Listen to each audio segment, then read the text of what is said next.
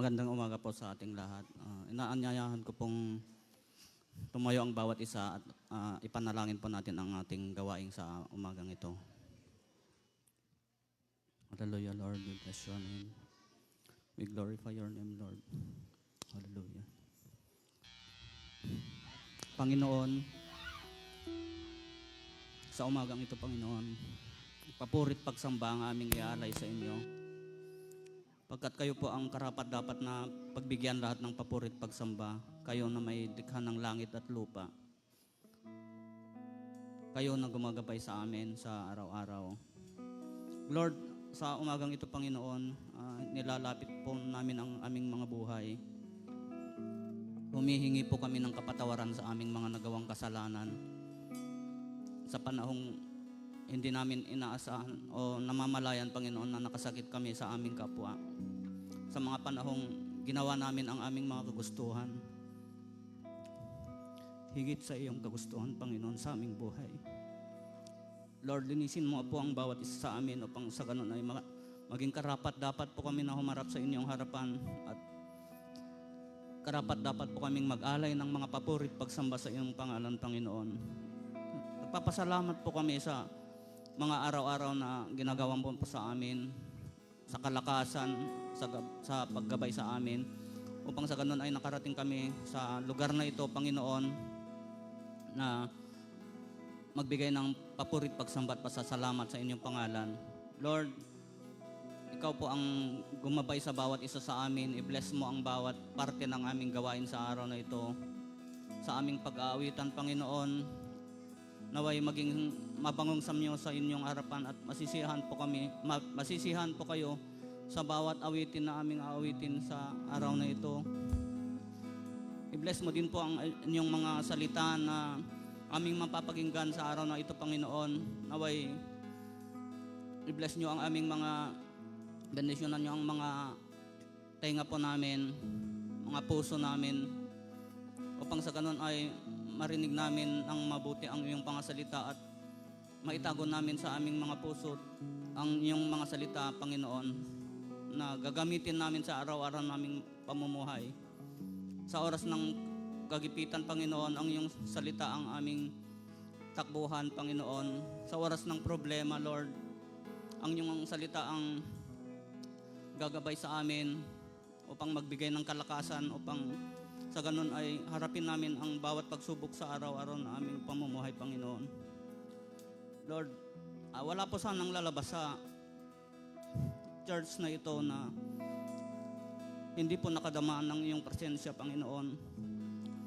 Wala po sanang lalabas sa church na ito na hindi napalakas ang kanyang pananampalataya sa inyo, Panginoon. At hindi na lutas ang mga problema sa kanilang mga buhay, Panginoon. Lord, hipuin mo po ang inyong mga anak, mga may karamdaman, Panginoon, sa araw na ito, na bigyan niyo po sila ng kagalingan, Panginoon, kalakasan sa kanilang pangangatawan, Lord. Lalong-lalo na, Panginoon, sa aming mga pananampalataya, Lord, na sa araw-araw naming pamumuhay, Panginoon, ay hindi po kami madadapa, ngunit bigyan mo kami ng kalakasan upang harapin lahat ng pagsubok sa buhay at magpapatuloy sa aming pananampalataya sa inyo, Panginoon. Binibigay namin sa inyo lahat ng papurit pagsambat pasasalamat sa ngalan ng aming Panginoong Jesus. Amen.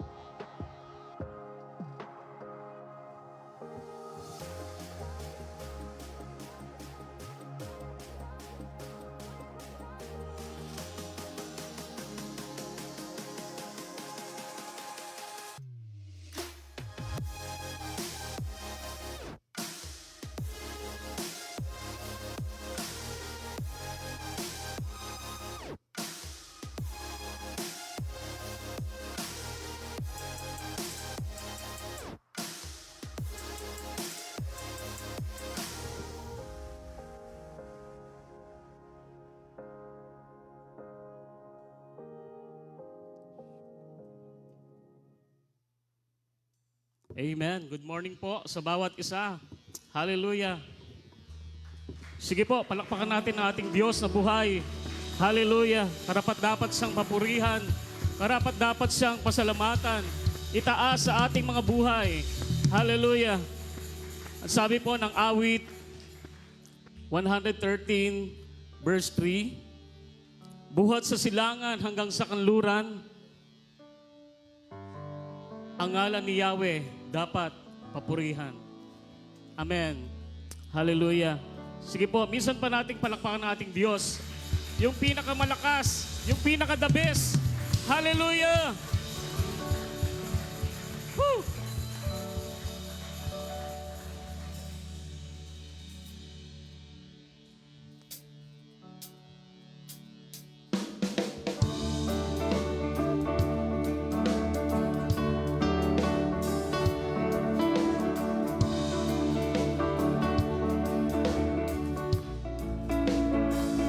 From the rising of the sun to the going down of the same, the Lord's name is to be praised. From the rising of the sun to the going down of the same, the Lord's name is to be praised. Praise ye the Lord, praise him all you servants of the Lord, praise the name of the Lord. Blessed be the name of the Lord, from this time forth and forevermore. Come on, church, from the rising of the sun to the going down of the same, the Lord's name is to be praised. Amen. From the rising of the sun to the going down of the same, the Lord's name is to be praised. Praise ye the Lord, praise ye all the servants of the Lord, as the name of the Lord.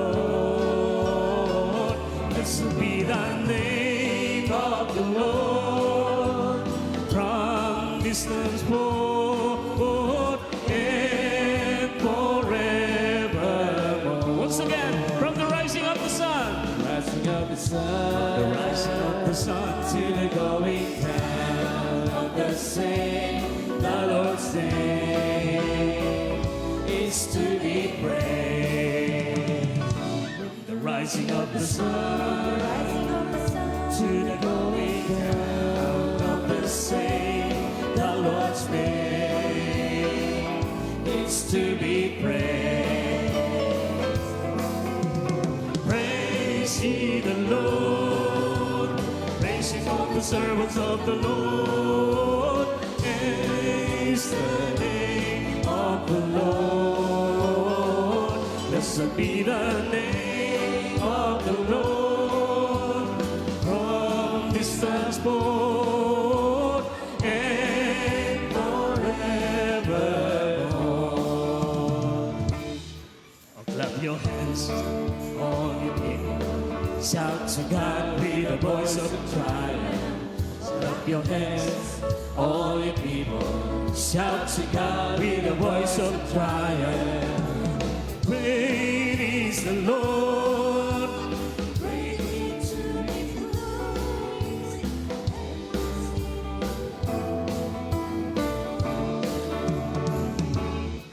Oh, clap your hands, all you people.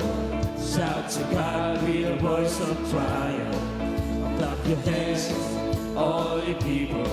Shout to God with a voice of triumph. Praise the servants of the Lord and forevermore. Blessed be the name of the Lord, from this distance both and forevermore. Praise ye the Lord, praising of the servants of the Lord. Praise the name of the Lord. Blessed be the name of the Lord from this last forth and forevermore. Hallelujah.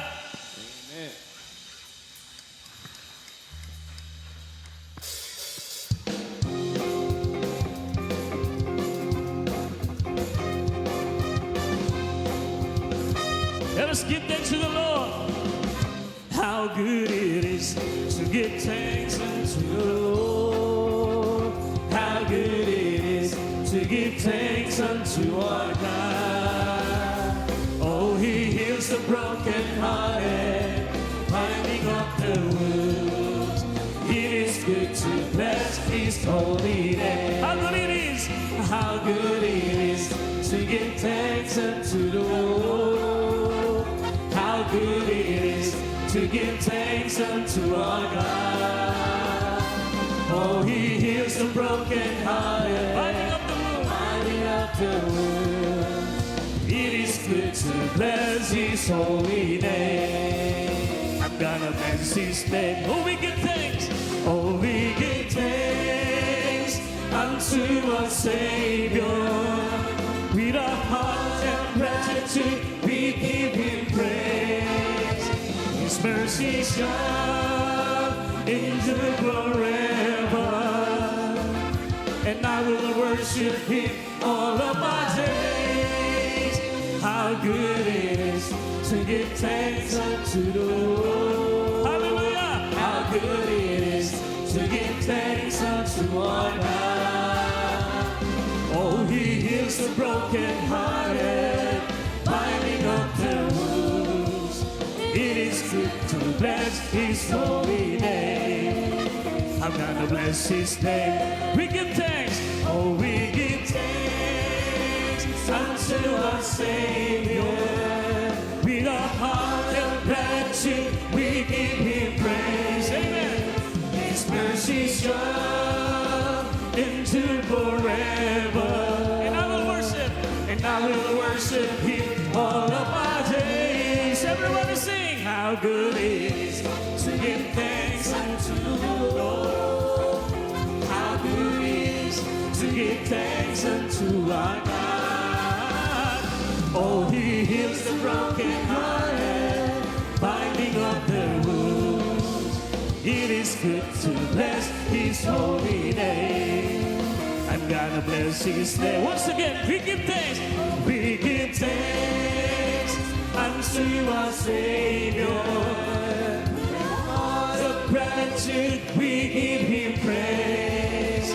His mercy shall endures forever, and I will worship Him all of my days. How good it is to give thanks unto the Lord. How good it is to give thanks unto our God. Oh, He heals the brokenhearted, binding up their wounds. It is good to bless His holy name. I'm gonna bless His name. I'm gonna bless His name. I'm gonna bless His name. I'm gonna bless His name. I'm gonna bless His name. I'm gonna bless His name. I'm gonna bless His name. I'm gonna bless His name. I'm gonna bless His name. We bless You, Jesus. Hallelujah. We bless Your holy name, O God. Tuloy po kaming aawit, sasamba sa iyo, dakilang Diyos.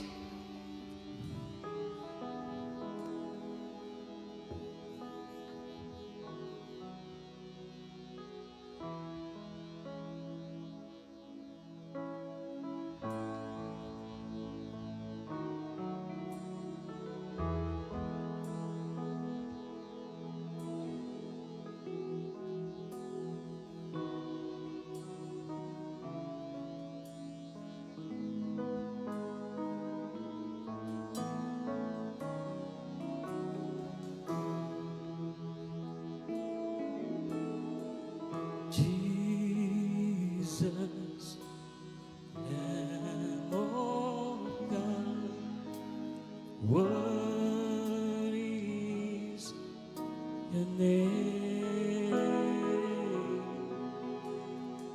Jesus, Lamb of God. What is your name? You are my strength when I am weak. You are the treasure that I see. You are my all in all. Seeking you as a precious jewel, Lord, to be what I be a fool. You are my all in all. Sing with us, church. Jesus, Lamb of God, worthy is your name. Jesus, Lamb of God, worthy is your name. Taking my sin, my cross, my shame, rising again, I bless your name. You are my all in all. When I fall down, you pick me up. When I fall down, you pick me up. When I am dry, you fill my cup. You are my all in all. Oh, Jesus, Lamb of God. Jesus, Lamb of God, worthy is your name. Jesus, Lamb of God, worthy is your name. Jesus, Lamb of God, worthy is your name. Jesus, Lamb of God, worthy is your name. What is your name?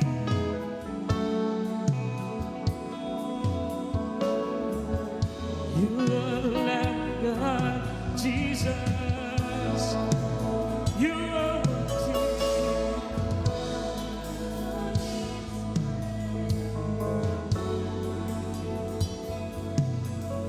worship you.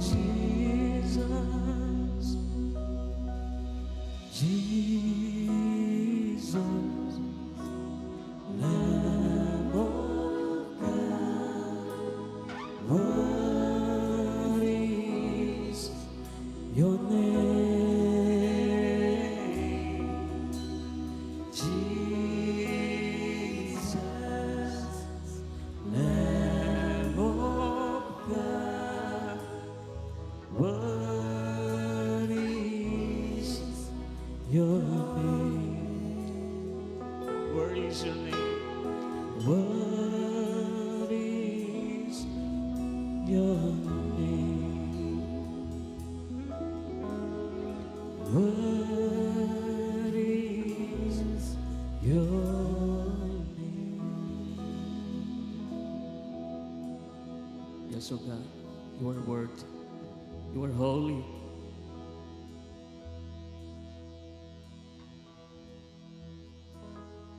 Lord, I will bow to you, to no other God but you alone.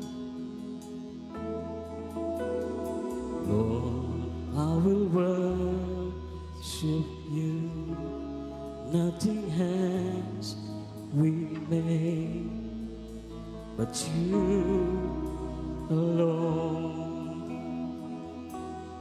I will lay down my idols, thrones I have made, all that has taken my heart.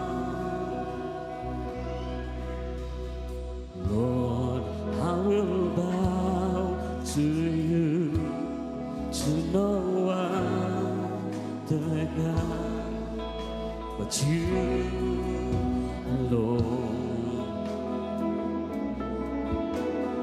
Lord, I will to you, to no other God but you alone.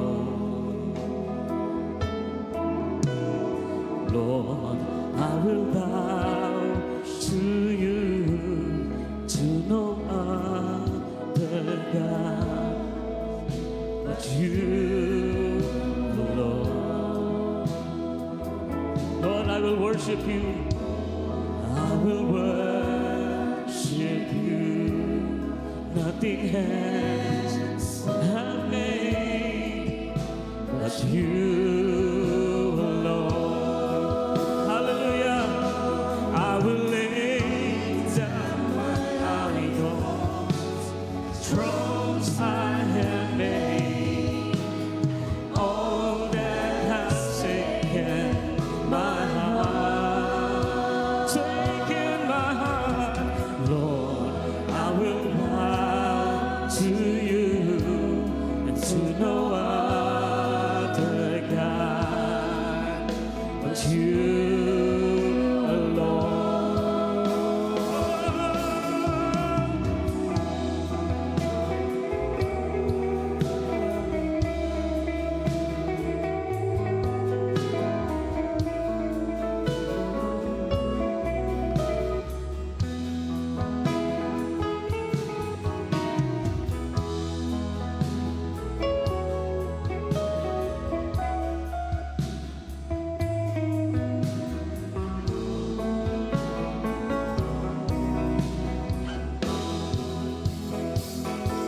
And I will lay down my idols, thrones I have made, all that has taken my heart.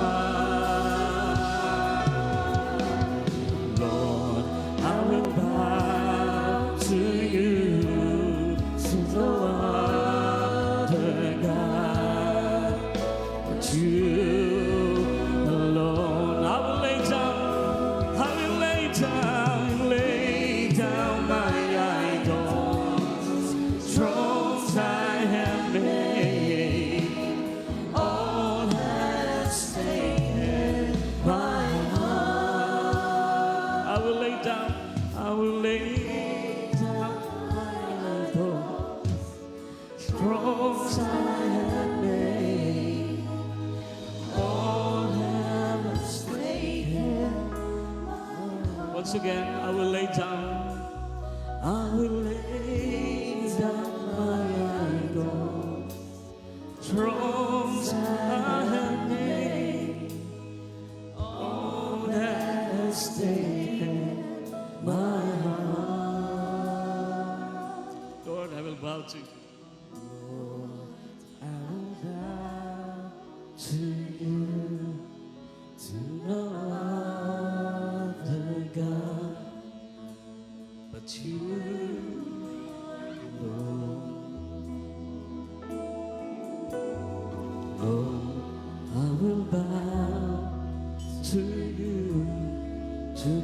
other God but you alone. I will worship you, Lord.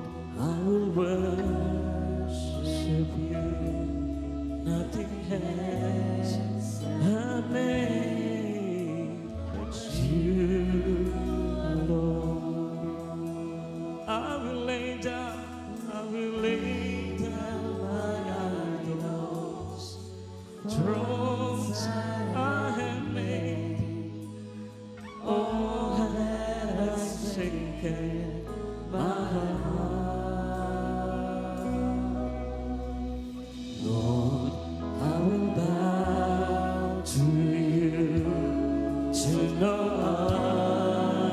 other God but you alone. Lord, I will bow to you, to no other God but you alone. I will lay down my idols.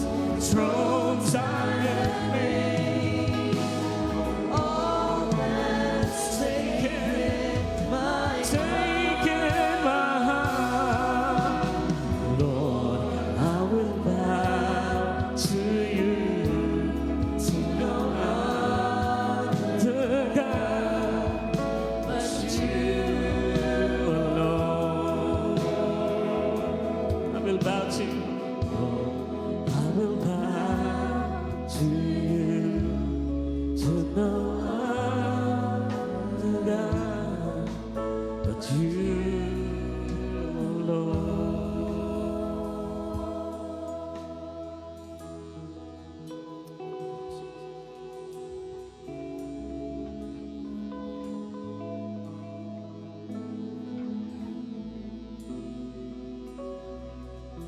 Thank you, Jesus, for your presence.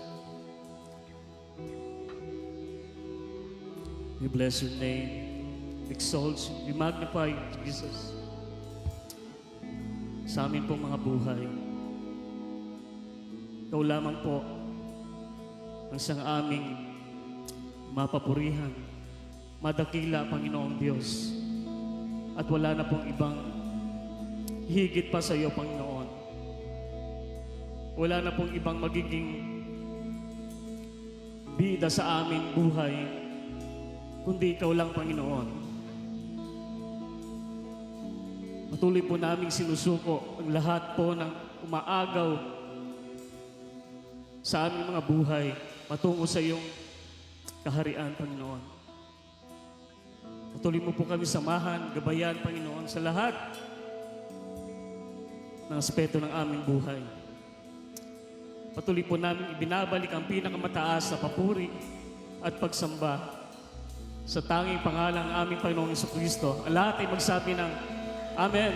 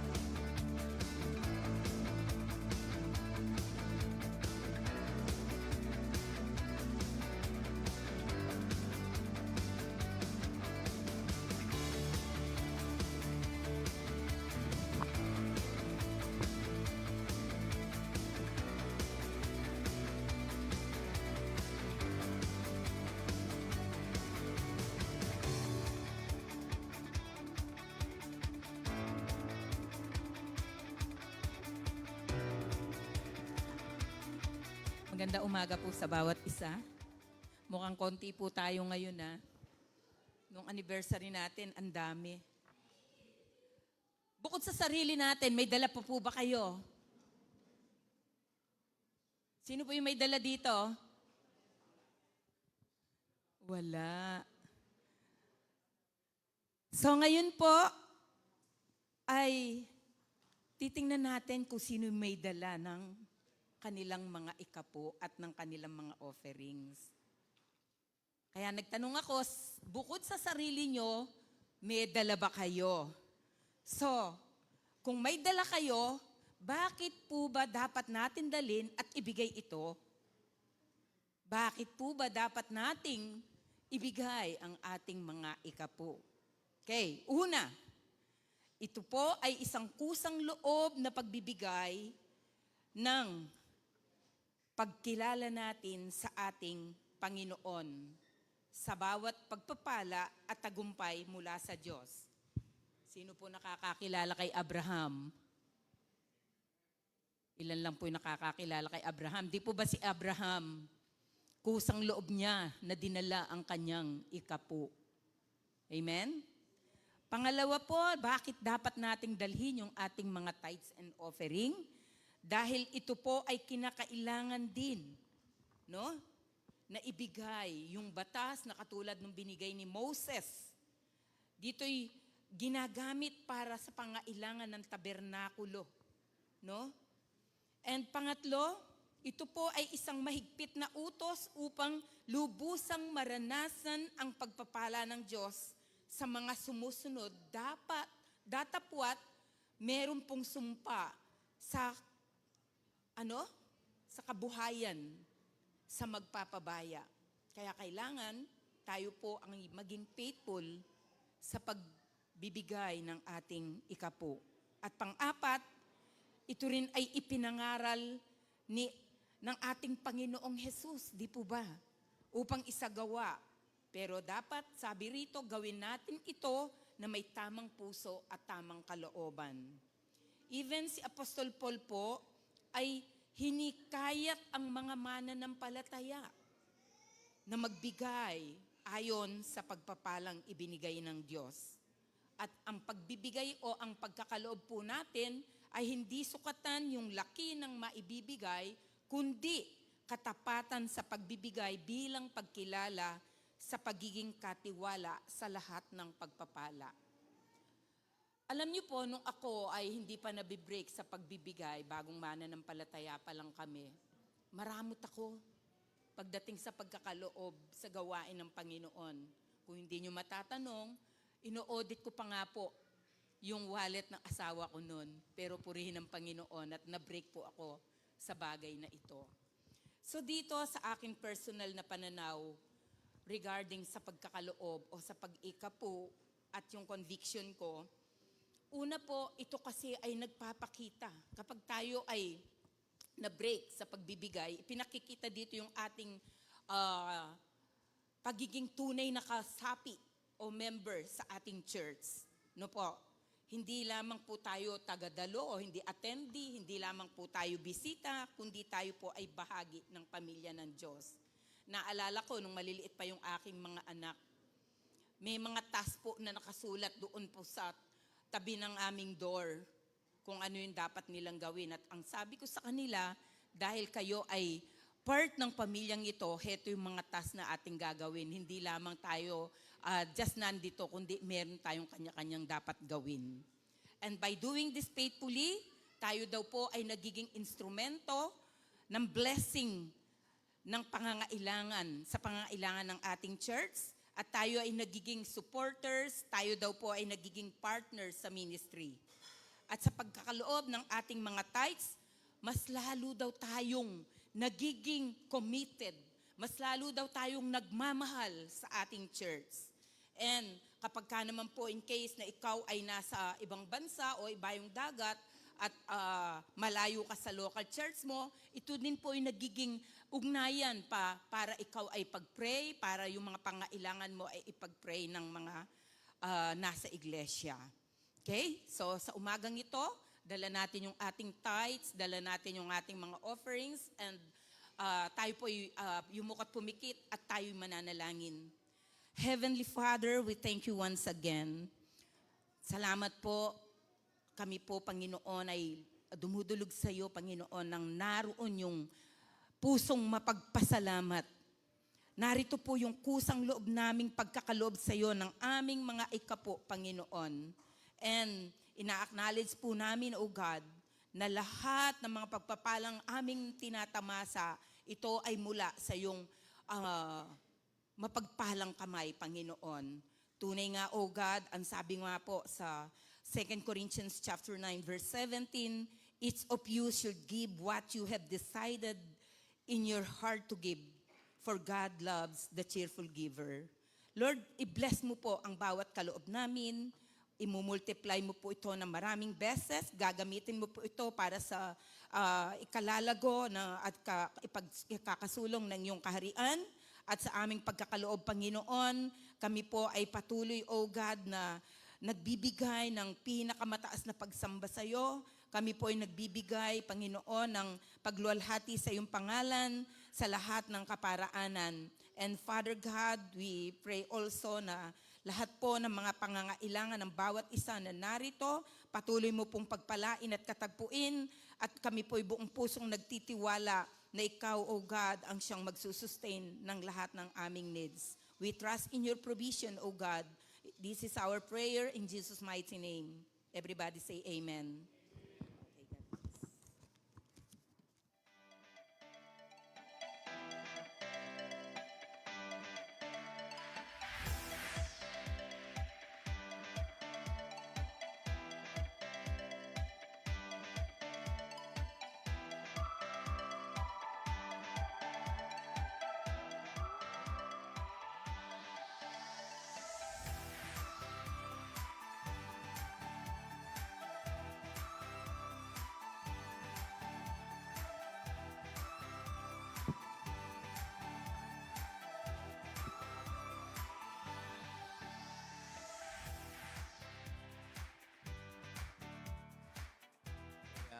Sa mapagpalang umaga po muli sa bawat isa.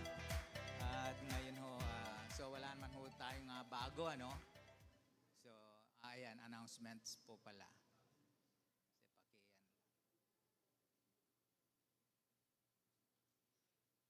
So, dako po tayo sa mga announcements. So, yung mga Bible study, ano? So, alam na ho natin, no? Yung mga Bible study ho, no? Sa Northville, kay Biawan, sa St. Dominic. Ano? St. Dominic ba yun? Oh, yan. Saka dito po sa De La Paz. Ayan. So, ayan po. Yung mga church schedule po. Ayan. Ha? So, basahin po natin. Yan. Sa prayer meeting ho, samahan po ninyo kami every Thursday ho. 6 p.m. Kung di man po kayo makadako dito, sa inyo pong mga tahanan. Ayan, mga Bible study. Yan. St. Dominic, 6 p.m. Northville, Wednesday. Kalayaan Village, Friday. Ayan, 5 p.m. po. So, yun po ang ating mga gawain sa labas. Then, next. Ayan, Youth Sunday School ho, 9 p.m. po, second and fourth Sunday. Then, Adult Sunday School, 9:30 a.m. Sunday service, 9 a.m. yun, 9 a.m. So, life group po, second and fourth Sunday po. Magstay po tayo after ng service ho. No? Ilang minuto lang naman ho. At pag-ukulan po natin ng ilang minuto lang ho para patuloy po tayong lumago sa ating pananampalataya. Ayan ho, wag ho natin kaligtaan. Then yung new city catechism ho natin, ayan, sama-sama ho natin basahin. Nasa pang-ilan na ba tayo? Ayan. Ika-30 katanungan. Ano ang pananampalataya kay Jesus? Ayan. No? Maraming mga pananampalataya. So ano pong pananampalataya kay Jesus? Ang pananampalataya kay Jesus o Jesucristo ay ang pagkilala sa katotohanang inihayag ng Diyos ang kanyang salita. Pagtanggap at pagtitiwala lamang sa Kanya para sa kaligtasan na Kanyang iniaalok sa atin sa Ebanghelyo. So yung teksto po natin sa Galatia, Kapitulo 2, talatang 20. Ayan. Then bago po natin mapakinggan ang salita ng Diyos, basahin muna po natin yung salita din ng ating Panginoon. Ayan. So sama-sama ho natin basahin, purihin ang Panginoon. Purihin ninyo ang Panginoon, kayong mga nasa langit, purihin ninyo siya. Kayong lahat ng kanyang anghel na hukbo niya sa langit, purihin ninyo siya araw, buwan at mga bituin. Purihin ninyo siya pinakamataas na langit at tubig sa kalawakan. Lahat ng nilalang ay magpuri sa Panginoon. Sa kanyang utos silang lahat ay nalikha. Inilagay niya sila sa kanilang kinalalagyan at mananatili roon magpakailanman ayon sa kanyang utos sa kanila. Purihin ang Panginoon, kayong nasa mundo, malalaking hayop sa karagatan at sa lahat ng nasa kalaliman ng dagat. Mga kidlat at ulan na yelo, niebe, mga ulap at malalakas na hangin na sumusunod sa kanyang utos, mga bundok, mga burol, mga punong kahoy na namumunga o hindi. Lahat ng mga hayop, maamo o mailap, mga hayop na gumagapang at lumilipad. Purihin ninyo ang Panginoon, kayong mga hari, mga pinuno, mga tagapamahala at lahat ng tao sa mundo, mga kabataan, matatanda, mga bata. Panginoon, dahil siya ay dakila sa lahat at ang kanyang kapangyarihan ay higit pa sa lahat ng nasa langit at lupa. Pinalalakas niya at pinararangalan ang kanyang mga tapat na mamamayan, ang Israel na kanyang pinakamamahal. So, purihin po ang Panginoon at ngayon po, ihanda na po natin ang ating puso't isipan, iwaksi po natin ang mga alalahan at kagumilahanan, pakinggan po natin ang salita ng ating Panginoon na ihati po sa atin ni Pastor J.V. Torico.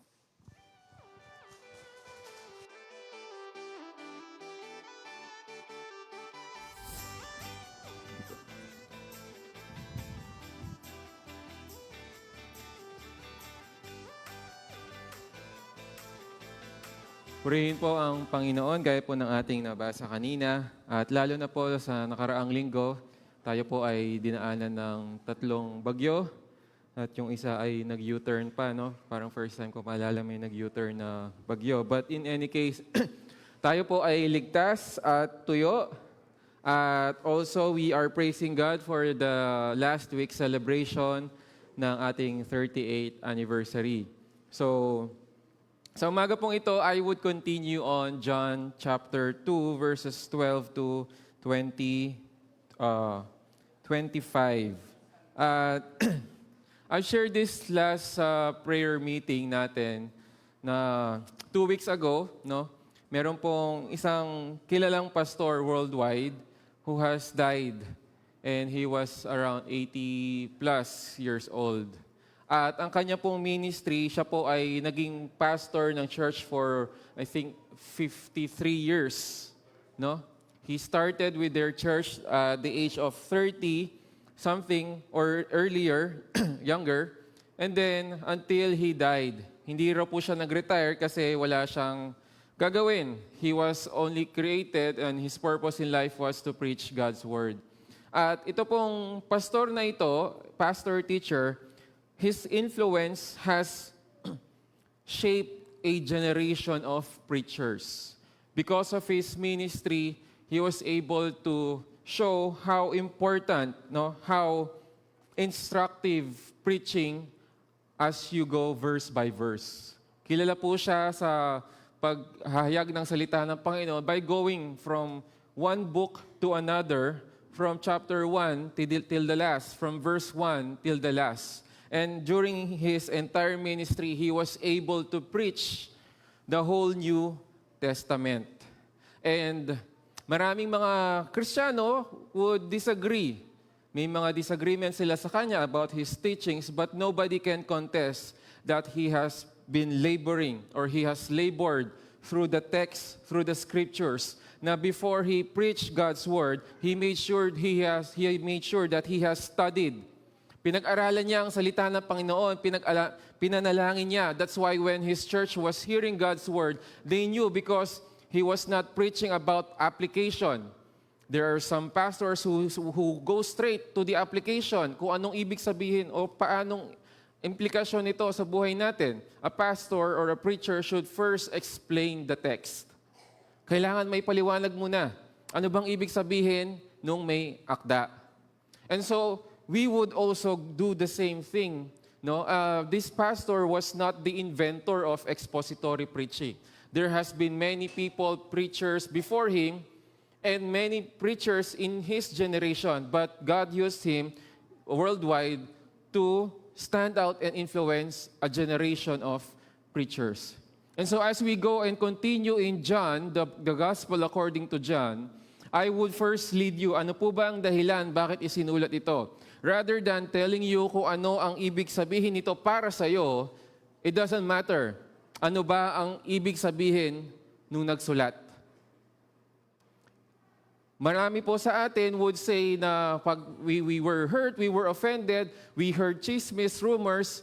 Ano bang ibig sabihin nun sa akin? Hindi po ganon. When we hear God's word, it should be explained properly according to the purpose or reason of the author. Otherwise, tayo po ay nagmamarites ng salita ng Panginoon unless we hear directly from the source. And so, in John, he told us, chapter 20, verse 31. Ito po ang rason niya. You can open your Bibles or we can read it or listen to me. I have written these things so that you may believe that Jesus is the Christ, the Son of God. Every preaching that I would go on in John, uulitin ko po ito. His first reason was for us to persuade, to prove that Jesus is the Savior and the Messiah. He is Lord and Savior. He is the Christ, the Son of God. And second, not just by proving, but also by persuading from proofs. So ang pananampalataya po ng isang Kristiyano ay base sa isang katotohanan, sa isang realidad, hindi sa katang-isip, hindi sa emosyon, hindi sa pag-apil sa kung ano yung nangyayari sa kultura, but Christian faith is based on actual factual history. He first has to prove that Jesus is the Christ, the Son of God, and would persuade that. He continued, and that by believing, you may have life in His name. It is only through believing in Jesus na tayo po ay magkakaroon ng buhay na walang hanggan. Marami pong mga tao ang naniniwala na may Jesus. Marami pong mga tao ang nag-a-affirm na merong isang Jesus, anak ni Maria at ni Jose, na pinanganak sa sabsaban, anak ng karpentero at namatay sa krus ng Kalbaryo, and yet they do not believe on who He really is. Even Satan believes that there is Jesus, but he does not have a saving relationship. And so only by believing that we can have life. And that by believing you may have life in His name. In chapter 2, we would see here, there are two types of temple. Sa atin po, ang church has celebrated 38 years. And we look forward to the 40th year. No, I hope and I pray na yung mga mukha pong nakikita natin every week ay the same people and more ang makasama natin as we celebrate the 40th year. Meron po ba naglo-look forward nun? Kung wala po, dalawa lang yan. Either nasa labas ka na ng church, or wala ka na sa mundong ito. We celebrate God's faithfulness and also on how He has shown His faithfulness. Ilang years pong tinayo ang church?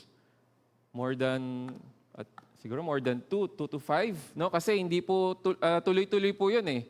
Hindi lang siya isang one-time construction. I remember we were still in the first floor. And we call this the sanctuary. Rightly so. We call the building a temple of God. Rightly so, because dito po tayo sasama-sama to worship and praise God. In chapter 2, verses 12 and to 23, we would see there are two kinds of temple. Both physical and spiritual. In verse 12, after this, he went down to Capernaum with his mother and his brothers and his disciples, and they stayed there for a few days.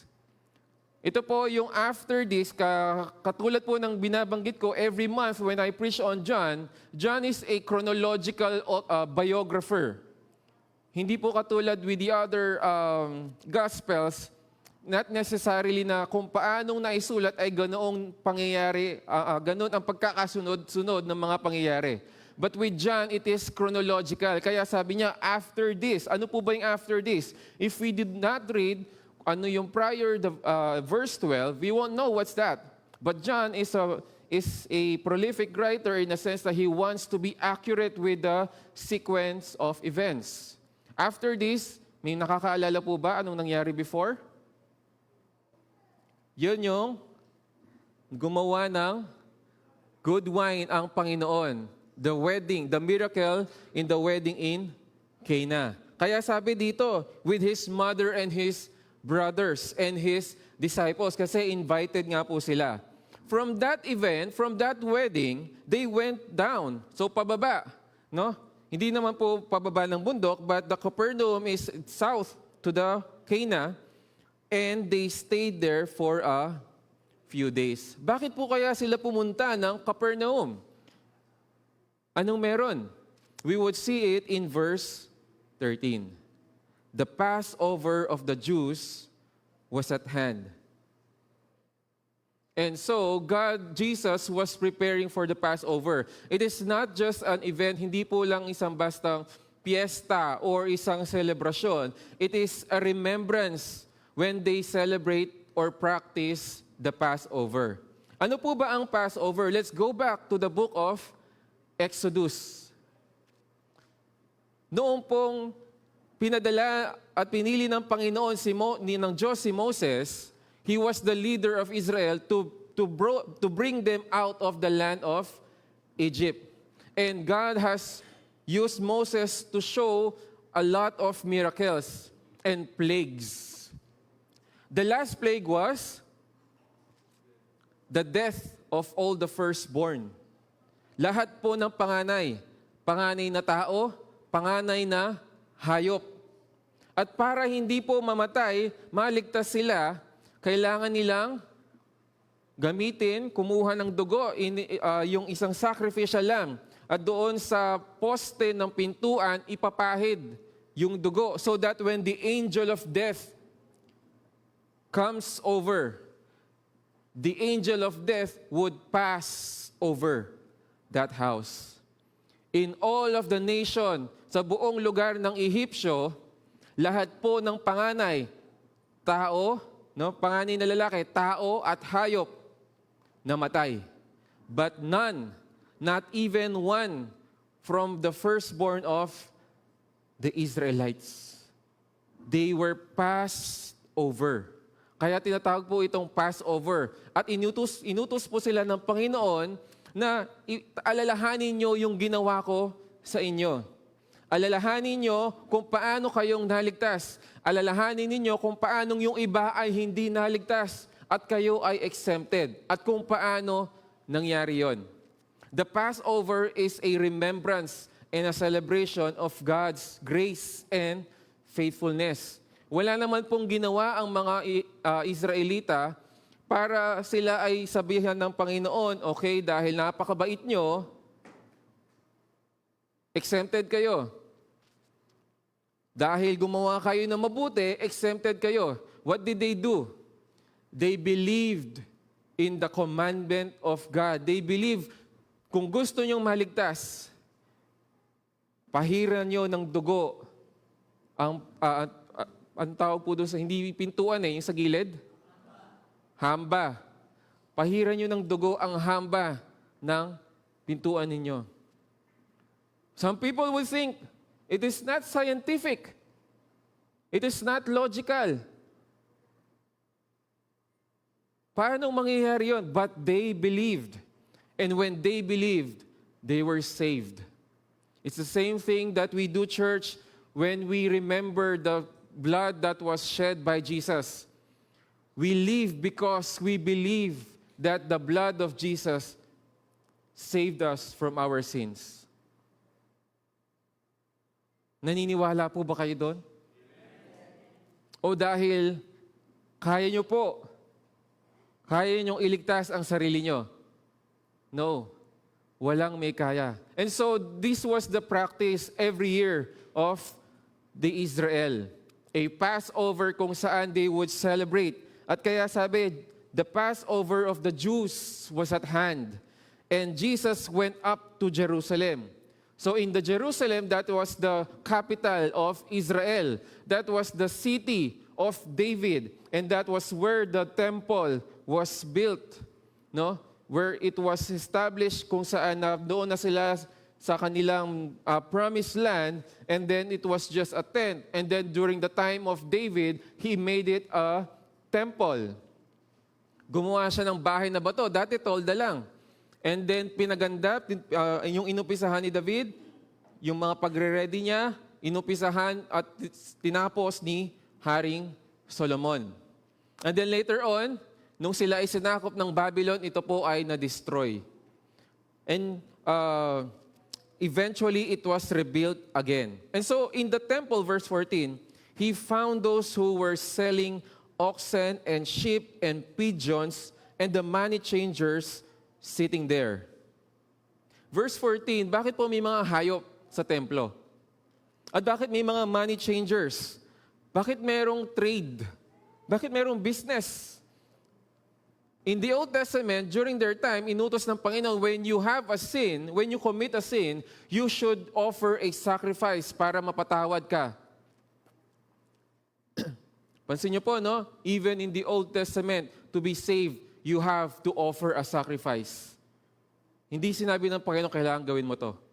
Kailangan sumunod ka dito. Kailangan huwag mong gawin to. Of course, there are commandments, but to be atoned, para mapatawad tayo sa ating mga kasalanan, a sacrifice must be offered. At bawat kasalanan po, according to the judge, may karampatang uri ng hayop. May kalapate, may ox.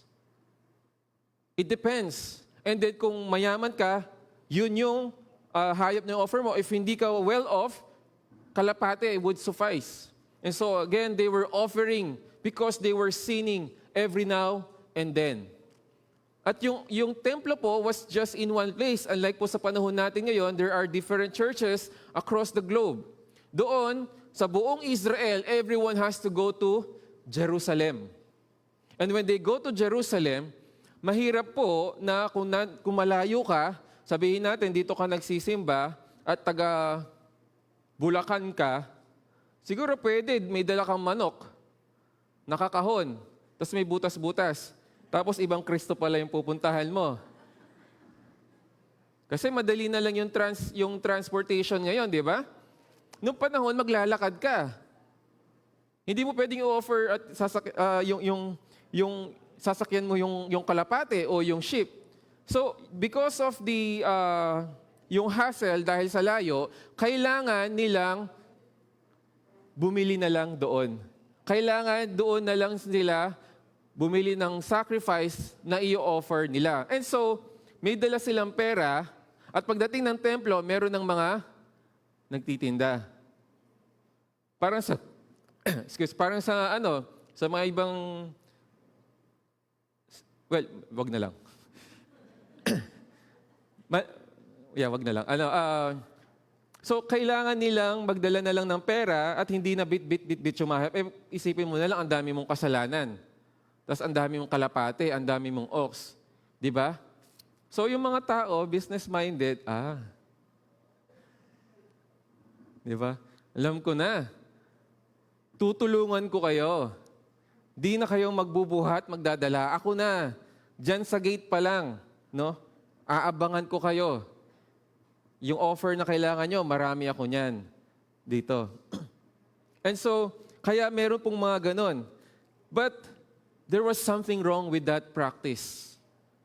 May mali. Dahil in verse 15, sabi ni John, and making a whip of cords, he drove them all out of the temple with the sheep and oxen. Tinaboy niya lahat ng mga hayop. Yung hayop po na hayop hindi yung hayop na tao. Yung mga hayop at tao, tinaboy niya. Bakit kaya? And then he poured out the coins of the money changers and overturned their tables. Pinalayas niya, no? Parang napapanood po natin yung may mga bangketa sa daanan. 'Di ba? Gigibain yung pader kahit ano pa yung nilagay mo diyan. Kahit nasabihin mong mahal pa, may mga puhunan ka diyan, kahit mag-iiyak-iyak ka pa diyan, tatanggalin ng MMDA 'yan. Gigibain nila. Bibigyan ka muna ng notice, tapos pag matigas ulo mo, wala, demolition na. It's sort of like a demolition here because Jesus was not happy with what's happening, with the practice. And he told those who sold the pigeons, "Take these things away. Do not make my Father's house a house of trade." Huwag niyong gawing business. Huwag niyong gawing Makati. Huwag niyong gawing BGC. Huwag niyong gawing wet market or dry market ang house of God. In other Gospels, Jesus said, because this is the first, no, dalawang beses pong ginawa ng Panginoon ito. The second time was told by Matthew, Mark, and Luke. The first one was told by John. And then in the second instance, ang sabi ng Panginoon, this is a house of prayer. It is not a house of business. Kasi yun yung nasa isip ng mga tao. They understand and na the temple was a sacred place, but yung nasa isip lang nila, yung motibo lang nila, bakit nandoon sila, was just to make money. Yun lang ang motibo nila. Yun ang kanilang dahilan. Bakit nandoon lang din sila sa templo? Take these things away. Do not make my Father's house a house of trade. At in verse 17, his disciples remembered that it was written, "Zeal for your house will consume me." Anong pong sinabing, they remembered that it was written? Written where? Saan nakasulat? Sa templo? We can find it in Psalm 69 verse 9. "For zeal for your house has consumed me, and the reproaches of those who reproach you have fallen on me." And so we would see here, no, na iba talaga yung pakay ng mga business-minded na to. It was just to make money. It was to reproach God.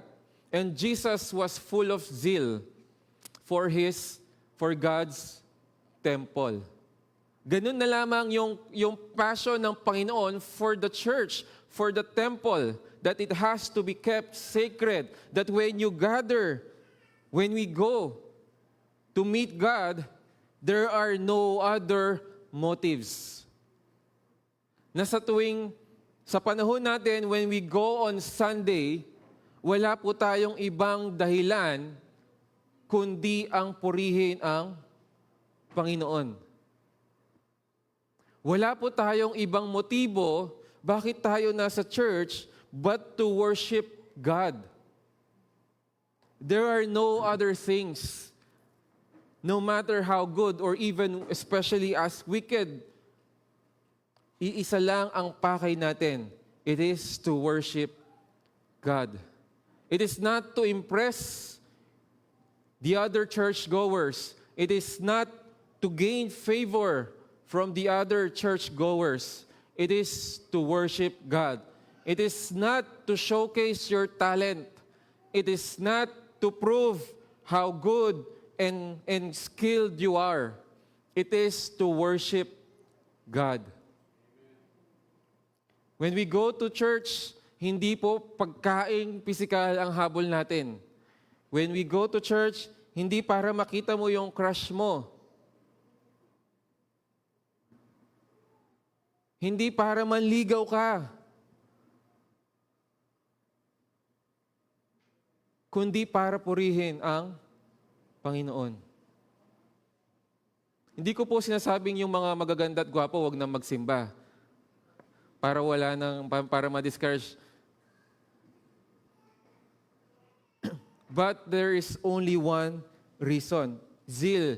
And so that zeal was manifested by Jesus when He threw away and turned tables ng mga money changers, nung lahat, pati ng mga hayop. Kasi pwede po nating isipin, di ba? Kung nandoon ka at uusigin mo ang Panginoon, Lord, ano na lang isa-sacrifice nila? Pumunta sila dito, ang tinataboy po niya, yung mga money changers. Kaya money changers po ang tawag, no? Tatanggap sila ng pera and then they would bibili sa kanila ng mga hayop. So the Jews said to Him, "What sign do you show us for doing these things?" Tandaan po natin, si Jesus ay hindi po anak ng isang pari, hindi estudyante ng mga Pariseo, hindi siya membro ng mga Sadducees. He was an ordinary man. He was a son of a carpenter, a son probably of a widow, si Mary, dahil malamang patay na dito si Jose. He was just a firstborn with brothers and sisters. He was not trained. He was not even a disciple of John the Baptist. And so the Pharisees asked Him, "Anong karapatan mong gawin yan? What is your authority? Sino ka ba?" Kumbaga, hindi ka naman kasama dito. Hindi ka namin kamiyembro. Hindi ka nabibilang sa samahan namin. Anong karapatan mo para gawin ang bagay na yan? Kasi gumawa po ng commotion ang Panginoon. And outside the temple, everyone saw kung ano yung nangyayari. Isipin nyo, no, lumilipad yung mga kalapate, nagtatakbuhan yung mga hayop, yung mga lamesa, bali-baligtad na, tapos may dalang whip ang Panginoon, tinataboy niya. So lahat, nakita yon. Anong sign that you have to do this? At ang sagot po ng Panginoon in verse 19, "Destroy this temple, and in 3 days, I will raise it up." Kaya ako po tinanong kanina, ilang years na ang church, ilang years ginawa ang church? Usually po, di ba, pag sa bahay, kaya ng less than 1 year. Pag commercial building, kaya din less than 1 year, no? Pero may kaya po bang 3 days? May mga nakikita tayo ngayon, mga prefabricated, di ba? Di pa rin kaya. Temple ito eh.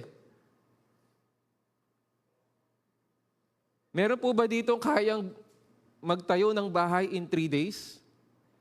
More so kapag nasira. Kasi destroy this temple, mas magastos po pag magre-renovate. Kasi you have to start from parang almost scratch. Maglilinis ka muna, aayusin mo muna, and then tsaka mo i-redesign. Jesus said, "Destroy this temple, and in 3 days, I will raise it up." Kung kayo po ay nakarinig ng ganon, no? Ano po kaya ang sagot natin? Of course, our understanding was, it is a physical temple. And so this verse in verse 19, ito po ay critical, pivotal, because there is a transition from where Jesus was implying and teaching His hearers. This is a physical temple. This was where God dwelt in the midst of the Israelites. If you destroy this, I will raise it up in 3 days. Ang tinutukoy po niya doon ay hindi ang templo. Ginawa po ang templong ito, according to some scholars, about for 46 years. May iba naman nagsasabi, it was built 46 years ago. At hindi po nakakapagtaka na gumawa ng templo ng 46 years because mabagal po ang construction nun. Even the pyramids, it would take decades and sometimes hundreds or 100 of years. Hindi po katulad ngayon, meron na tayong mga teknolohiya, may mga mekanismo na, at kahit gaano karami yung mga manggagawa noon, it is not enough to build it in 1 year. And so yung mga Hudyo, sabi nila, paanong 3 years? It is a transition where Jesus was referring to a physical temple to a spiritual temple. How? How do we know? The reference is the 3 days. ano po ang na-raise up in 3 days? Sino po ang na-raise up in 3 days? The body of Jesus. And so, from a physical temple to a spiritual one, he was referring to himself as the temple of God. The Jews knew and only knew na ang templo ng Panginoon ay physical. They forgot that there is more than that. They forgot na even when David prayed to God na, Lord, gusto kong pagandahin ang iyong tirahan. Ang ganda ng bahay ko, palasyo, tapos ikaw tent, tolda, tela. And then sabi ng Diyos, hindi mo ako kayang pagkasahin dyan. There is no building, there is no palace, there is no construction that can fit me in. But God also, of course, granted yung panalangin ni David through Solomon. And so Jesus was the temple of God. At hindi pa rin maintindihan ng mga Hudyo sapagkat hindi pa po nangyayari yung resurrection. That's why in verse 20 they said, then the Jews then said, it has taken 46 years to build this temple, and will you raise it up in 3 days? Verse 21, but he was speaking about the temple of his body. Verse 22, when therefore he was raised from the dead, his disciples remembered that he had said this, and they believed the scripture and the word that Jesus had spoken. Sa Bible study po, we are in the book of Mark, and there are many miracles na ginagawa ng Panginoong Jesus. At may mga instances po in the 4 Gospels na kapag may pinagaling ang Panginoon, ano po yung sasabihin niya? Huwag mong pagsasabi sa iba. Yung ginawa ko. Noong tinanong ni Jesus ang mga disciples, who do people say I am? Some people say, sabi ni Pedro, you are Elijah the prophet. Some people say you are this one and this one and this one. And then sabi ng Panginoon kay Pedro, who do you say I am? You are the Christ. And then sabi ng Panginoon, flesh and blood has not revealed this to you. Pero wag mong sasabihin sa iba. Bakit po may mga ginagawa ang Panginoon at ayaw niyang ipagkalat? With His influence, sa panahon niya, He would be the top content creator. He had a lot of followers. He had a lot of reach. Marami siyang network because remember, in the time of Jesus, John the Baptist, the only prophet that was, and the last prophet that was sent by God, for 400 years, God was silent, and then there was John the Baptist. And then John was telling the Israelites, there is someone coming who is greater than I am. And when Jesus came, yung spotlight, yung fame, nakatutok na sa Panginoon. And so He had reached, kahit anong gawin ng Panginoon, alam ng lahat. Hindi po katulad sa atin ngayon, yung mga influencers, may mga tinatago pa yan sa atin. Siyempre, papakita lang nila yung magaganda. O kaya magpo-post sila, ito hindi ko tanggap yun, magpo-post ka, tapos umiiyak ka. Di ba, naghahanap ng atensyon? Parang hindi ba pwedeng sa mga kaibigan ka, kayong mag-iyakan? Bakit kailangan makita ng iba? So may mga pinipili yung mga influencers, kaya pag may mga ibang nalalaman, di ba, nasisira sila. Nababawasan sila ng mga followers. And so with Jesus, He had more than that. It is a whole nation of Israel, and He was doing miracles. And so bakit kailangan na wag mo munang pagsabi? Because Jesus was following a timeline where the resurrection is the ultimate proof that He is the Christ, the Son of God. In His death and resurrection, it is the turning point of the whole history where He would be vindicated, na lahat ng sinabi niya, lahat ng mga tinuro niya, at lahat ng mga pinrophesy niya ay mangyayari o nangyari na because of His resurrection. Kung pinagkalat na yun agad, wala agad sigurong mako-convince. Because kaya rin gawin ng iba yun, kaya rin i-fake ng mga iba yun. pero walang isang tao sa kasaysayan ng mundo na nabuhay niyang muli ang sarili niya. Even in the Old Testament, when Elijah resurrected a son, namatay din po yun. Even in the New Testament, when Jesus healed a lot of people, at may mga nabuhay, si Talita Kum, and then also si Lazarus. When Lazarus was resurrected, after that, namatay din po siya. Even in our times, marami mga religious founders who said they have found God. They were enlightened. They have received a message from God. And they have established such religions, such denominations, such institutions. In the end, namatay po silang lahat. At yung mga iba, mamamatay din po sila. Because there is no one else who can do that. And so the ultimate vindication of a person na lahat ng sinabi niya ay totoo at lahat ng pinrophesy niya ay mangyayari is when He resurrected His body. And so Jesus was telling the Jews, it is not just by destroying this temple, it is also when I build it in 3 days, you will see there is a greater and better temple than what you have seen.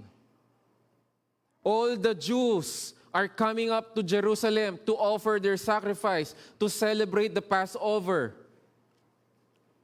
They were all happy. They were all in solemnity and unity to praise and worship God, to come to God. But Jesus was telling them, the temple is among you. You are talking to the temple. When therefore He was raised from the dead, His disciples remembered that He had said this. So even the disciples were not sure. Nalaman lang po nila itong sinasabi ng Panginoon after His resurrection. Doon lang nila na-gets. Di ba minsan may mga joke tayo masyadong malalim? Tapos bago ka matulog, doon mo na alala, tapos tatawa ka na lang. O kaya may mga magkakaibigan, laging merong slow. Di ba? Nasa pangatlong joke na kayo, tapos tatawa siya doon sa unang joke. Ganon yung mga disciples. It took them years, kasi 3 years ang ministry ng Panginoon. And then after 3 days pa, yung pala yung sinasabi ni Jesus na 3 days. And then they believed the Scripture.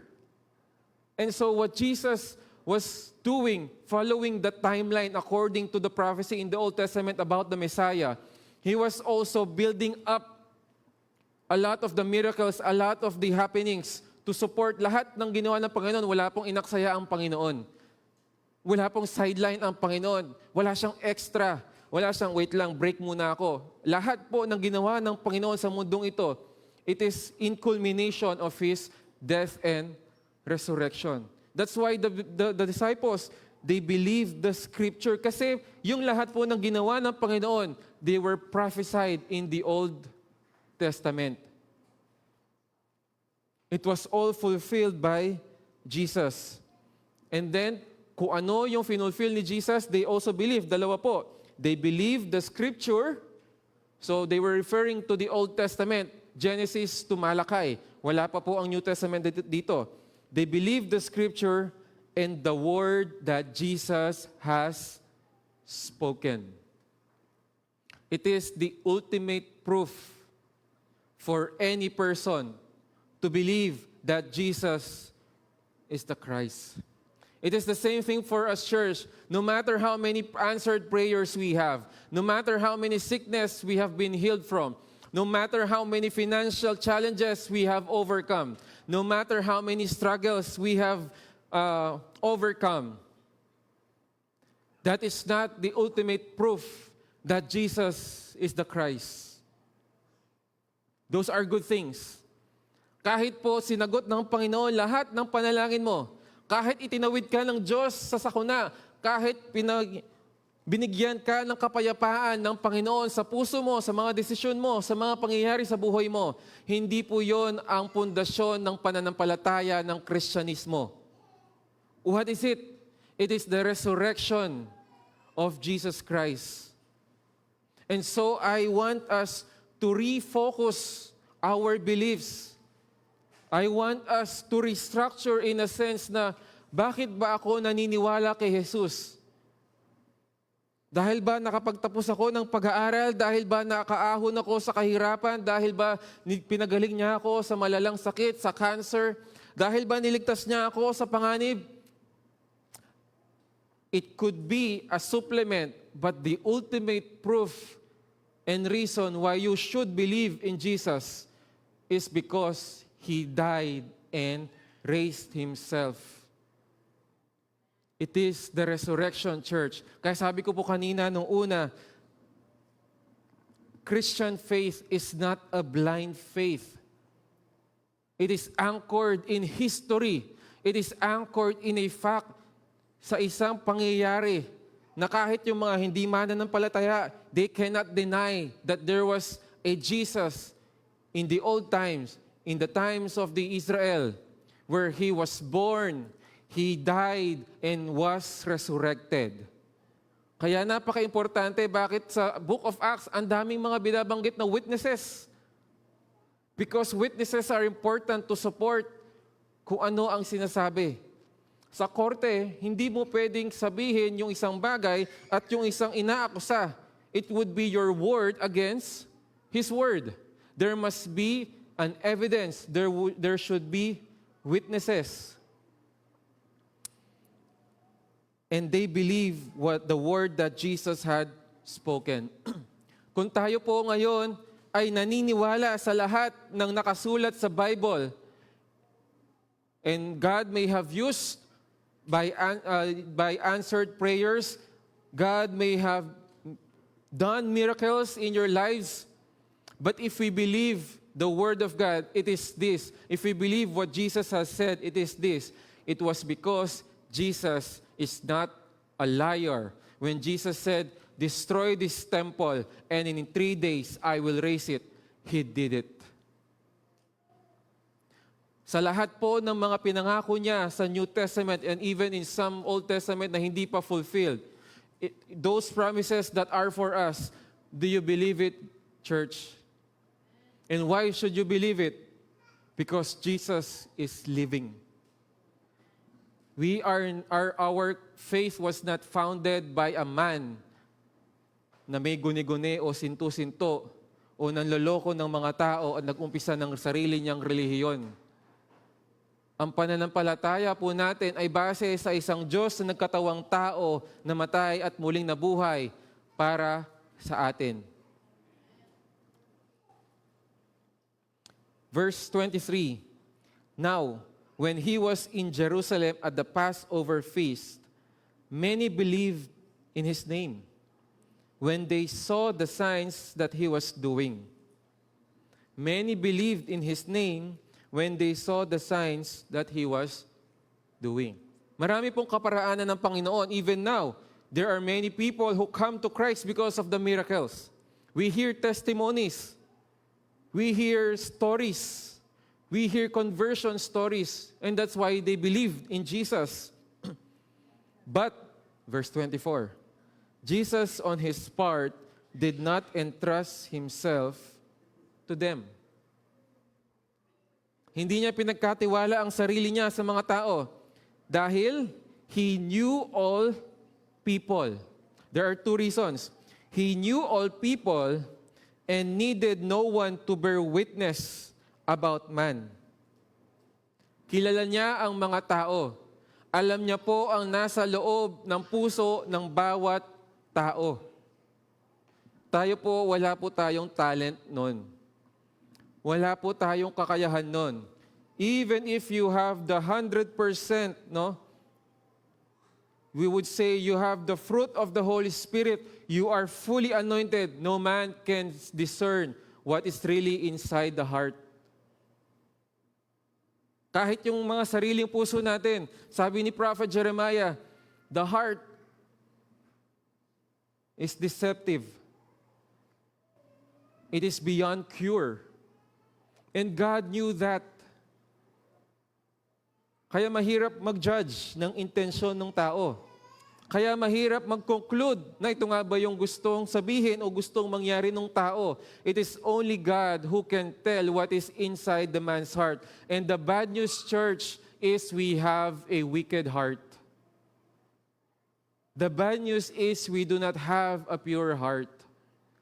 Kaya Jesus did not entrust himself to man. He knew what was in them. He knew all people. That is the bad side. The good side is he knew all people. If he knew all people, and if you are a member, no? If you are part of his people, God also knows what's in your heart. That's why when we pray, Lord, here is my heart. Expose to me, reveal to me. You know my desires. If my prayer is not according to your will, i-realign mo, Panginoon. Kahit na maganda yung intensyon ko, i-realign mo, Panginoon. Because I may be deceived by my heart, but you know my heart. You hold my heart. Hindi po pinagkatiwala ng Panginoon ang sarili niya sa tao. Baligtad po ang dapat mangyari. Tayo po ang magkakatiwala. Ipagkakatiwala natin ang ating mga puso sa Panginoon. At kapag sinabi po natin ipagkatiwala natin iyon, kailangan handa po tayo. Because when God exposes our hearts, there are a lot of bad things na makikita natin sa sarili natin. Sabi po ni John Calvin, the most important knowledge is to know God and to know Himself. Ang mundo po ngayon, para makilala ang sarili, nag-uumpisa sa sarili. But the Bible has always been telling us, you start with God. Kung gusto mong makilala kung sino ka, kilalanin mo muna ang Diyos. Dahil ang Diyos ang nagdisenyo ng katawan mo, ang Diyos ang nagsulat ng mga kwento sa buhay mo, ang Diyos ang nakakakilala sa iyo, hindi ka pa pinapanganak, may blueprint na ang buhay mo. Gusto niyo po ba mamaya pag uwi niyo yung mag-drive yung walang alam sa pagmamaneho? Kaya niyo po bang ipagkatiwala? Pag po ba sumasakay tayo ng eroplano, kilala niyo yung piloto? Nagpapakilala ng pangalan, tapos sure, hindi mo naman maintindihan, di ba? Hindi ko lang ba't din nila i-improve yung speaker nila? Pero hindi mo kilala. May mga napapanood tayong video, yung mga magulang, yung piloto, yung anak nila, yung napaaral nila. Wala naman po siguro may anak na piloto dito. Wala pa akong nabalitaan o kamag-anak. Hindi po natin kilala yung piloto, kahit yung sinasakyan nating jeep. Hindi natin kilala yung driver. Naaway mo pa nga minsan kasi late ka na. Tapos magpapagas pa siya. Hindi natin kilala, pero tayo ay nagtitiwala na kaya niyang tayong dalhin sa destinasyon natin. Pero pag sa Manila, mga alas 10 ng gabi, alas 12 noon, totoo po yun yung rumaragasa na gusto mo na lang bumaba. Hindi ko na kayang pagkatiwalaan yung driver nun. Pero dahil wala nang ibang masakyan, wala kang choice. Magpa-pray ka na lang. So yung tao, hindi natin kilala, pero nagtitiwala tayo. We practice belief and faith. What more with a God who has created us? What more with a God who is powerful and loving? So when we pray, when we ask, Lord, reveal yourself, or reveal to me what's in my heart, we must be ready kasi papakita po talaga ng Panginoon ang laman ng puso natin. And it's gonna be messy. But God would fix that. So that's the first reason. And the second is, He needed no one to bear witness about man. He needed no one to bear witness about man. I said kanina, there are many witnesses in the New Testament about His resurrection. That is just to prove that it was a historical fact. Hindi guni-guni ng mga disipulo, ng mga apostol. There are thousands of people who have seen the resurrected body of Jesus. But He did not, entrust Himself to them because He did not need them. He did not need the people, the men, to bear witness about Him. Wala pong kailangang patunayan ang Panginoon sa buhay ni Numan. Ulitin ko po, wala pong kailangang i-prove ang Diyos sa atin na siya ay Diyos at makapangyarihan. Kahit hindi po bumaba ang Panginoong Yesus, Diyos pa rin po siya. Kahit hindi niya po tayo nilikha, Diyos pa rin po siya. Kahit hindi niya nilikha sila Adan at Eva, Diyos pa rin po siya. Kahit wala siyang iligtas na kahit isang tao sa buong kasaysayan, Diyos pa rin po siya. Wala po siyang kailangang patunayan. Hindi niya po kailangan patunayan na siya ay tapat because He is true to Himself. Hindi niya po kailangan patunayan na kaya niyang gawin ang mga bagay na ito. But because of His love and because of our hearts, siya po ay kumilos pa rin. At ipinakita niya pa rin. Not because obligado po ang Diyos, but because of His initiative, because of His love, out of His great mercy and grace, He did all these things. For He Himself knew what was in man.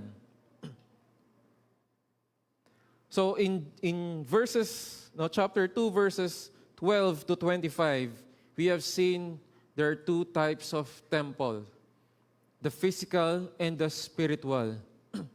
In the New Testament, in our times, church, the temple is not the building.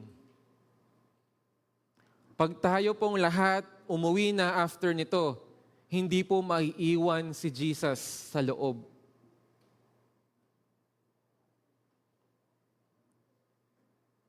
Pag tayo pong lahat ay nagsiuwian na sa kanya-kanya nating mga tirahan, kasama po natin ang templo ng Panginoon. The temple is not open every Sunday. It is open Sunday to Saturday. The temple is not located in the capital of Israel. It is not in Jerusalem. The temple is not in Davsan. It is not in Sindalan. The temple now is us. At yun po ay isang bagay na kagila-gilalas at nakakatakot malaman. That a God is residing in your body. We are the temple of the Holy Spirit. If we have zeal, if Jesus had zeal for the temple of God, hindi ba nararapat lamang magkaroon tayo ng zeal for this temple, for this body? Hindi ba nararapat din natanggalin natin, tabuyin natin, gumawa tayo ng latigo, baliktarin natin yung mga table, yung mga lamesa, pagtabuyan natin yung mga money changers, palayasin natin yung mga hayop na binebentang yan. Hindi ba dapat magkaroon din tayo ng zeal na tanggalin natin yung mga bagay sa buhay natin, sa katawan natin, na magpapalayo sa atin sa focus in worshiping God? Hindi ba't nararapat lamang na bawat barya na natitira sa buhay natin na hindi dapat nandyan sa buhay mo? When I say barya, yung mga barya na iba yung motibo mo, kaya tinatago mo yan, kaya hinahayaan mong nandyan sa katawan mo, sa buhay mo. Hindi ba dapat pagbabaligtarin mo na yung mga lamesang yan na kung saan yung motibo mo ay hindi naayon sa kalooban ng Diyos? Let us all whip away those things. Kanina po inawit natin yung about the idols. These money changers, they came to worship a different God. They came to worship money. They came to worship yung mga bagay na hindi naman ayon sa salita ng Panginoon. And now, church, can we all stand and pray and sing? Yung inawit po natin kanina, it is also appropriate for us to turn away these idols. And as we wait, let us reflect, yang katawan mo, yang buhay mo ay templo ng Diyos. Hindi po itong building na ito. Kahit maganda ang CCLCC building, kahit makapagpatayo tayo ng building sa kabila in 3 days or in 1 year, kahit may elevator pa ang church, kung yung mga miyembro ay hindi malinis, kung yung mga miyembro ay hindi sumasamba sa Diyos, wala pong kahulugan ang building na ito. Let us all sing this song out of our hearts and remind ourselves, Lord, we are here to worship you. And even after we go out, we are still gonna worship you.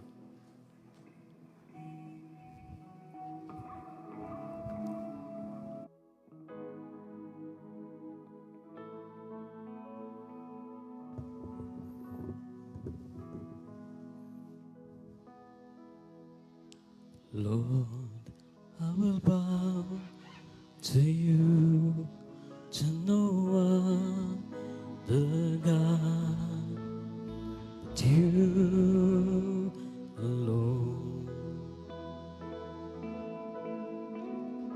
Lord, I will worship you. Nothing hands have made but you alone. I will lay down my idols, thrones I have made, all that has taken my heart.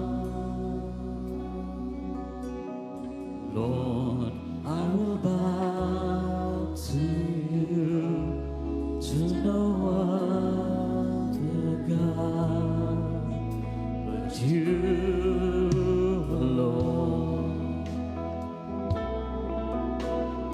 Lord, I will bow to you, to no other God but you alone. I will worship you, Lord, I will worship you. Nothing hands have made but you.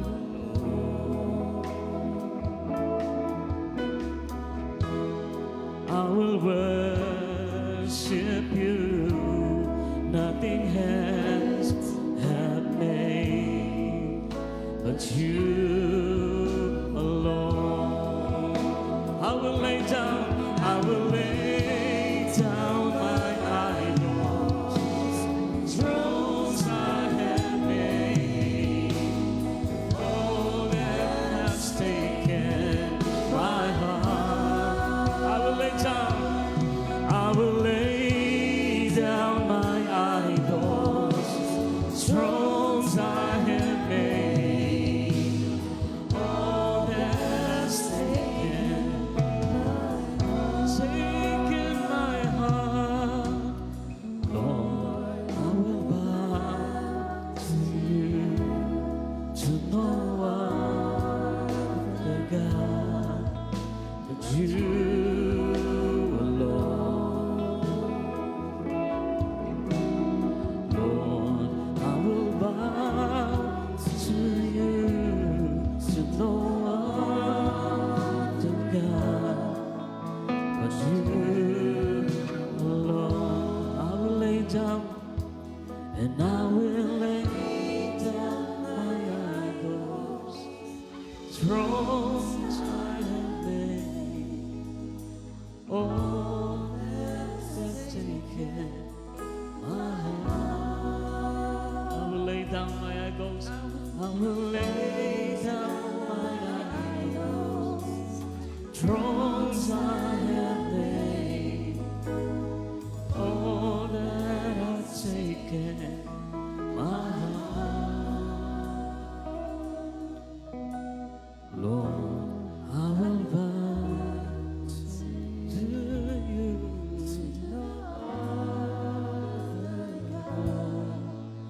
but you last time.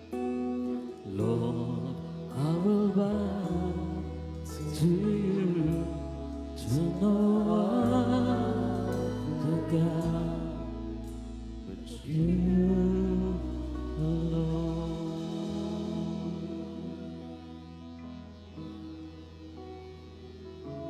Just a reminder, church, after this, we also have our life group. So if you could stay for a few minutes. But let's pray. Purihin ka, Panginoon, aming Diyos Ama. Tunay nga na napakabuti mo sa iyong salita, pinahayag mo kung sino ka. Pinaalam mo sa amin, Panginoon, ang mga pangyayaring ito upang mapatunayan ang iyong pagmamahal, ang iyong katapatan. And we also continually believe, O God, that we are worshiping the one true living God. We are continuing to put our faith in Jesus, the resurrected God. Father, we thank you for your word. We thank you for using our body as the temple. Salamat, Panginoon, sapagkat sa araw-araw kasama mo kami, hindi dahil nasa paligid ka lamang, kundi dahil ikaw mismo, Panginoon, ang iyong banal na Espiritu ang nananahan sa aming katawan, sa aming buhay. Salamat, Panginoon, sapagkat si Kristo ngayon ang nabubuhay na sa amin at hindi na ang dating kami. Salamat, Panginoon, sapagkat ipinakita mo kung gaano karami ang aming mga puso at nilinis mo ito at patuloy mo itong nililinis, Panginoon. Lord, we entrust to you our hearts. Father, we pray na sa pansamantala naming paghihiwa-hiwalay, may we continue to worship you, O God. Dahil kasama ka namin, Panginoon, alam namin na hindi mo kami pababayaan at tutugunan mo ang mga pangangailangan namin. Lord, sa lahat ng mga bagay na kami ay nalilihis sa pag-iisip, sa pagsalita at pagkilos, kayo ang siyang patuloy na gumabay sa amin. At kami ay naniniwala, nananampalataya na ikaw ang Diyos na nagpasimula ng lahat at magtatapos ng iyong inumpisahan sa buhay namin. Panginoon, tunay nga na ikaw ang makapangyarihan, kaya ang buhay namin ay niaalay namin sa iyo. At dinadalangin namin, Panginoon, na gamitin niyo po kami upang ang ibang mga tao ay makakilala pa. Malaman nila kung sino ang tunay na Kristo. At sa mga naririto ngayon, Panginoon, na hindi pa rin sinusuko ang kanilang buhay, Lord, you open their hearts. You talk to them, O God, through your word. Naway isuko na nila ang mga bagay na hindi maganda at hindi magdudulot na maganda sa kanilang buhay. May they come to realize, may they come to their senses that there is only one way to live fully and truly and have the joy and peace in this earth. And now, may the grace of the Son, the love of the Father, and the fellowship of the Holy Spirit be upon us. At lahat ng nananampalataya, naniniwala na ang Banal Espiritu ay nananahan sa kanyang katawan ay magsabi ng Amen.